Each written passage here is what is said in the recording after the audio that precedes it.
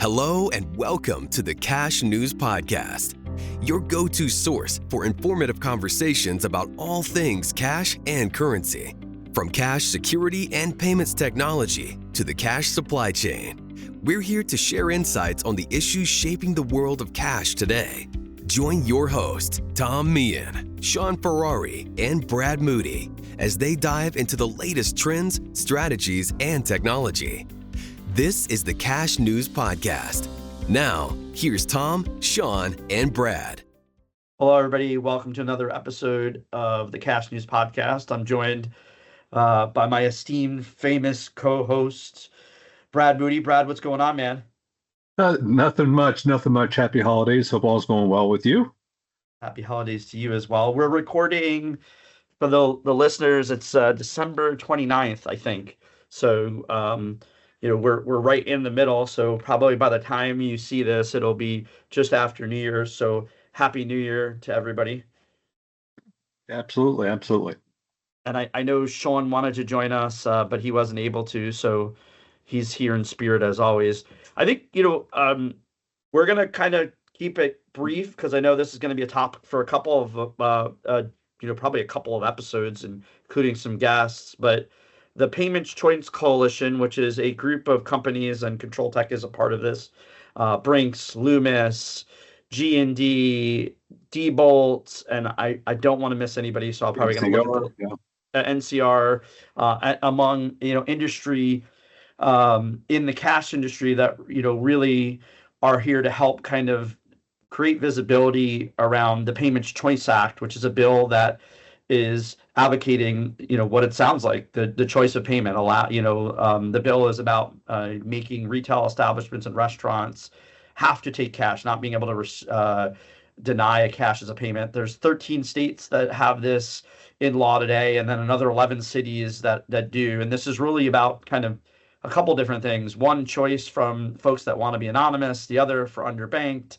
and then just equality in general. And on the 26th, there was a really good article in USA Today in the Payments Choice Coalition sponsored a study from Siena University. So that's what we're going to talk about. I don't know what you wanted to chat about, Brad. No, it's perfect. No, it's great timing, and it's relevant to what we've been saying and the anticipation of the survey coming out. So, no, let's get into it a little bit. Again, knowing that we're going to have someone on as a guest later on to go over the survey in detail, but it's important to kind of prime everything up. Yeah. And it's important to note that this isn't the only survey. The Federal Reserve does a survey that it has for many years, the Fed Diary Study. And what to Brad and I was kind of obvious is that the surveys have, while they're different, they have a lot of similarities. And the first one, and we say this all the time, and I think it's important, right? The Cash News Podcast. So self-fulfilling to talk about cash. There's no doubt that, our business is cash, and both Brad and I work for Control Tech, and Sean is part of Currency Research. But really, when we created the podcast, it was really about payments. We just thought the name was fitting to what we were doing. We did it during COVID to deliver information. So we've said this, for many, many years, and the survey has kind of echoed this, that cash is not dead. It's not, 85% of folks that, were in this survey said they used cash within the last 30 days. Said, it remains a trusted use of payments. I don't know what your thoughts are on that one. Yeah, no, I mean, it's interesting because now the survey results came out. The preferred choice of payment, it does coincide with the Fed survey diary that they did, as well as, the preferred method of payment is still debit card, right? So which is great. I think that people are able to use their accounts as a budgetary method, and I think the survey results that came out said that people also conversely like using cash as a budgetary method of what's in my wallet is my budget for the week or or however you do it. So, it's interesting how people use cash. I think it really goes along geographically and culturally as well. I've mentioned before that. I spent a little bit of time with some clients and prospects in northern Alabama, and they were like, "Yeah, well, people use cash here," and I was like, "That's crazy." And then we went by a banking center, and it legitimately had 22 ATMs outside the front of it, with lines at them at a credit union. So Yep. it's interesting to see that people geographically use it as well, as what you want, because I think when you look at the purpose of the group, it's the Payment Choice Coalition. It's not saying, hey, use cash coalition. It's, hey, that people in the United States get the opportunity for choice. Yeah, and I think we've been saying this for a long time, and I know that our listening audience is always, well, of course you're saying that because it's in your business, but this is really more than that. I mean, especially when you think about Control Tech's business today, we're the leader in tamper-evident packaging, but we also have a pretty robust technology the division. I think that one of the things that was glaringly obvious in this study, which probably is a little different than in the diary study, is that again, and I didn't quite realize this when I was going through the study, but a lot of the numbers are similar. In the high 80th percentile, we're opposed to going to a cashless society and driven by choice. And then very, very similarly, it was, hey, would support in the survey, they'd support the Payments Choice Act that, hey, we want the option. And cash isn't nostalgic. This is really like a mandate. People want the choice. I remember, my gosh, it was probably 8 or 9 years ago, and was talking about this and saying some of this is just about people. This isn't necessarily all about unbanked. It's about the choice of wanting to do it. Your budget comment of the envelope full of cash is still something that people today do, even if they don't have a budgetary need. It's easier. It's in their face. They can see it.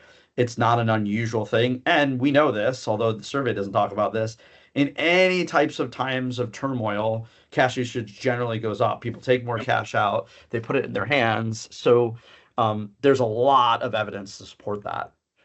Yeah, I remember when I was at a bank in 2008 when that crisis came through, and run on the banks was a very popular term that everybody was running to yank all their cash out of the bank at one time and going and emptying ATMs, and the media was just feeding frenzy over waiting for this to happen. So I think it's important to, as you said, recognize that we want the choice. I think the survey did a really good job in educating, because it did include some things that the Fed diary didn't, which are important, but it included multiple languages as well. So that gave a whole different perspective over some of the audience that could give their opinions on the usage of cash.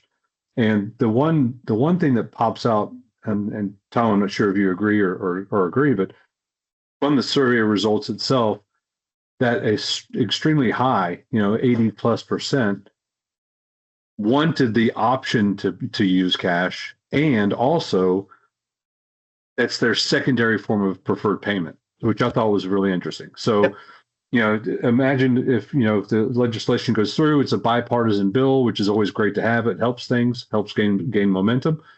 But if you go to a location, just think of all the ones that, hey, they don't take American Express, but they take MasterCard, that kind of thing.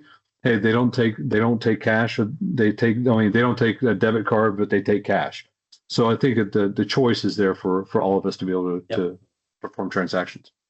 Yeah, and I absolutely saw that. And the one thing that I often bring up, and I know you and I have very similar backgrounds in risk, is that cash works when everything else doesn't. And we're in a hyper digitized environment where today, in 2025, if you look at the last 24 months, you can call out some significant outages that are very well known. Swift was down in Canada for almost a whole entire day. AT&T had an outage for almost a whole entire day.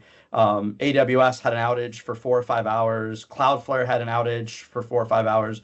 And in all of those examples, a significant amount of digital payment was not available. Like, not a little bit, but a significant amount. So I often go back to that as a failsafe of, I'm not sure that's why people say they want choice. I know that for me personally, and it is one of those things where, as long as I can remember, it's always have some cash in the car, always have some cash in the house, in case you need it. And we are in an environment where I think if you'd ask the general population, could the internet completely go down when Cloudflare went down? Don't quote me, but I think it was 80+% of the internet was not working. And for those of us that understand how digital payments work, it needs the rails of the internet in a lot of cases. And Swift going down in Canada, that's not the first time. It was a little bit more of a news flash because nobody could use it. And it was like, oh, the whole country's out of business, essentially. Yeah, and Jay Zaworski, who did I thought a really, really good job, and I was privileged to spend a fair amount of time with him in Miami at the conference at the Currency Research Conference. But he's done the studies, and The Power of Cash. It's a great book for nerds like us that like to read that kind of thing. But it is the substance and the backbone of the formation of the country. So to be able to use this to transact, because the consumer payments is a big deal, right? People need to purchase to drive the economy, and as soon as that starts, you take away that honor and privilege to be able to spend currency, then people just stop buying and they start hoarding and they start reusing, and that slows down a lot of the growth. So it's a bigger, deeper, more scientific solution than just cash. Yeah, and I mean, I think I'll end on this. There's so much more that I know we're going to talk about this. I talked about the risk and I'll use the word digital for fragility, like the fact that tap to pay doesn't work when things don't work. And I was in the Chicago O'Hare Airport. I tell the story all the time when the AT&T outage went down, and I'll tell you, even for me, I wasn't able to talk to anybody, so it was weird. But I wasn't lost when I landed in O'Hare going like, what am I going to do? And I saw a lot of people, not a few, of business people going, well, I can't get an Uber. I don't have anything but my phone. And I found myself, like, I was talking to this gentleman. I wish I could tell you what he did for a living. I don't know. And he said, well, I don't carry anything except for my ID, in the back of my phone. He's like, why would I carry a debit card? Why would I carry anything? And I thought to myself, wow, talk about the extreme opposite. And then he was faced with, like, I had to remind him, like, all right, AT&T's down, you can use the Wi-Fi, but like, that's not going to help you, once you get out of the airport.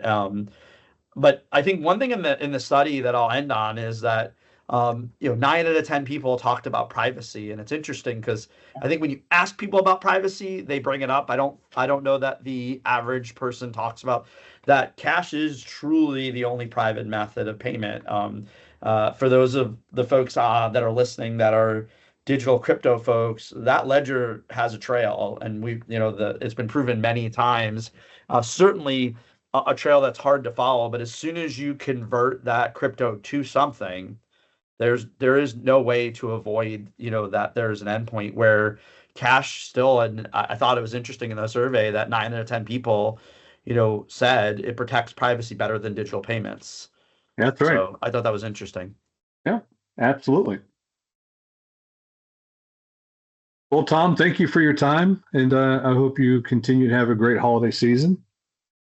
And thanks for all the good comment. I can't wait to have others on to talk about it. Yeah. No, thank you, Brad. Happy New Year. And for everyone listening, we appreciate it. And short one, but like what we're trying to do is we're trying to keep these consistent. More to come. We're going to have a guest on this, and we'll continue talking about it. Thank you, everybody. All right. Bye-bye. Thanks for listening to the Cash News Podcast. We hope you found this episode insightful. Don't forget to like and review us on iTunes, Spotify, Stitcher, or wherever you listen to your podcast. Follow us on LinkedIn and Twitter, and be sure to visit us at thecashnews.com to stay up to date with the latest on the world of cash. Thanks again for listening to the Cash News Podcast.